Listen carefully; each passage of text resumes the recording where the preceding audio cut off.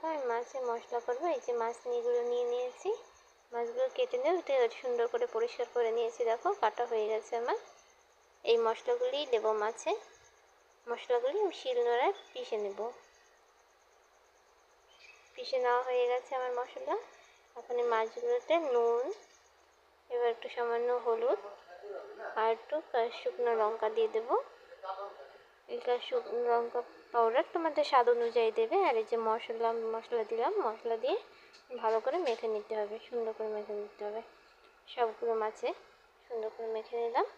মেখে 5 মিনিট জন্য রেখে দেবো। দেখো কত সুন্দর রং চলে আসছে। মাখা হয়ে গেছে।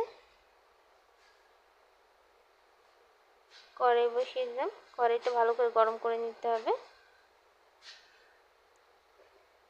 কড়াইটা গরম হয়ে গেছে। এখন তেল দিয়ে দেবো মাছগুলো ভাজার জন্য। তেলটা গরম হয়ে গেলে মাছগুলো দিয়ে দেবো। তেল গরম হয়ে গেছে, মাছ দিয়ে দিলাম। মাছ দেওয়া হয়ে গেছে। সব কটা মাছ এদিক ওদিক করে সব কটা সুন্দর করে ভেজে নেব। ভাজা হয়ে গেছে। এই যে আমার মাছ মশলা রেডি হয়ে গেছে।